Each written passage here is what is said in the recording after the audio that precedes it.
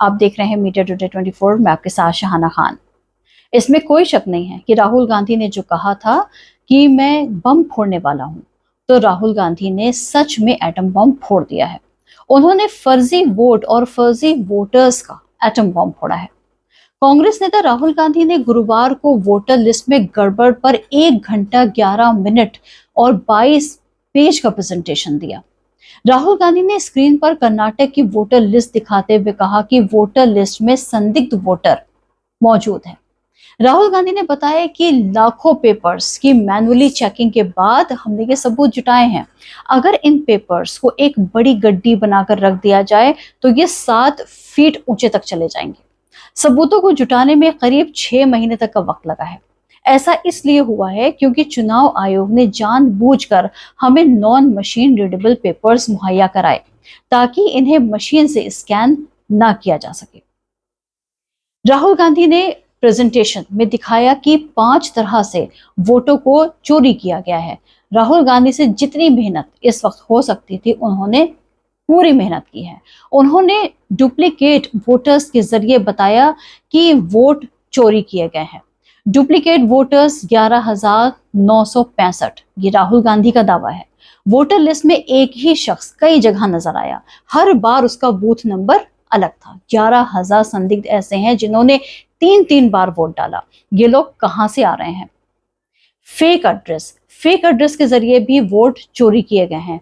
Fake address के जरिए 40,009 voters, ये भी राहुल गांधी का दावा है।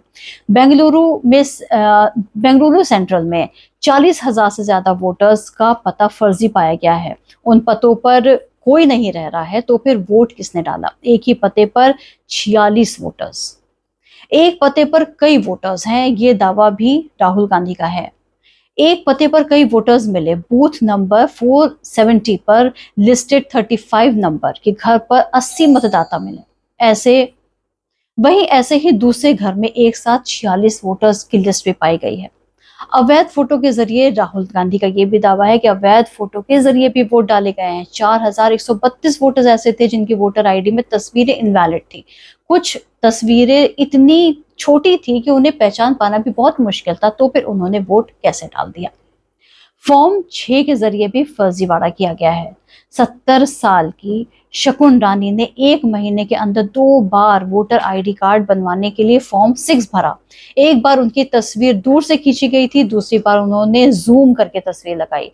फॉर्म 6 वो फॉर्म है जिससे कोई भी नया मतदाता, यानी जिससे पहले कभी वोटर कार्ड नहीं बनवाया हो, वो अपना नाम मतदाता सूची में जुड़वाने के लिए आवेदन करता है। राहुल गांधी ने कहा कि महाराष्ट्र के नतीजे देखने के बाद हमारा शक पुख्ता हुआ कि चुनाव में चोरी हुई है। मशीन रीडेबल वोटर लिस्ट नहीं देने से हमें भरोसा हुआ कि चुनाव आयोग ने भाजपा के साथ मिलकर महाराष्ट्र के चुनाव की चोरी की है। राहुल गांधी ने यह भी कहा कि हमने यहाँ वोट चोरी का एक मॉडल पेश किया है।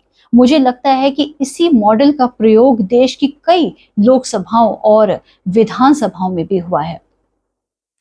राहुल गांधी के आरोपों पर कर्नाटक चुनाव आयोग ने शपथ पत्र मांगा है।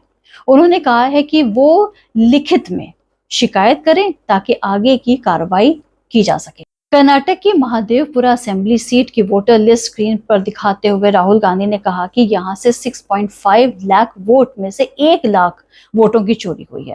कांग्रेस के रिसर्च में कहा गया कि 1 लाख के करीब गलत पता और एक ही पते पर बल्क वोटर और डुप्लीकेट वोटर्स का पता चला है।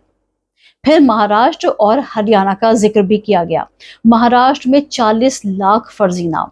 महाराष्ट्र में चंद महीने में लाखों मतदाताओं के नाम सूची से जोड़े गए हैं, जो काफी चिंताजनक है।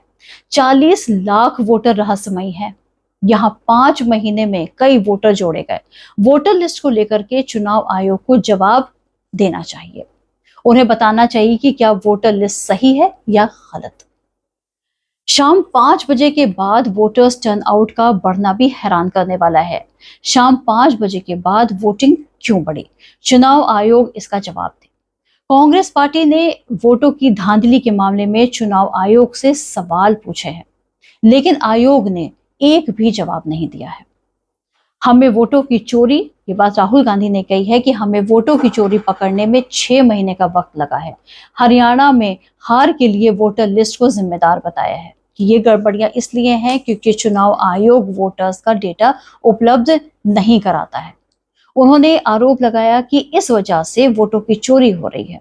हरियाणा में कांग्रेस की हार के लिए उन्होंने इन गड़बड़ियों को ही जिम्मेदार बताया है। राहुल गांधी ने आगे कहा कि मैं इसे हल्के में नहीं बल्कि 100% प्रमाण के साथ कह रहा हूं। जैसे ही हम इसे जारी करेंगे पूरे देश को पता चल जाएगा कि चुनाव आयोग भाजपा के लिए वोट चुराने का काम कर रहा है। हमें मध्य प्रदेश चुनाव, लोकसभा चुनाव से शक था, महाराष्ट्र चुनाव के दौरान हमारा शक और बढ़ गया था। बस अब देखना यह होगा कि राहुल गांधी के इस प्रेजेंटेशन के बाद जो भी उन्होंने आंकड़े जारी किए हैं, जितनी भी लिस्ट उन्होंने पब्लिक के सामने लाया है, इसे देखने के बाद सरकार और पब्लिक कितना इस चीज को सीरियसली लेती है और चुनाव आयोग क्या इसके ऊपर कोई पुख्ता कदम उठाएगा।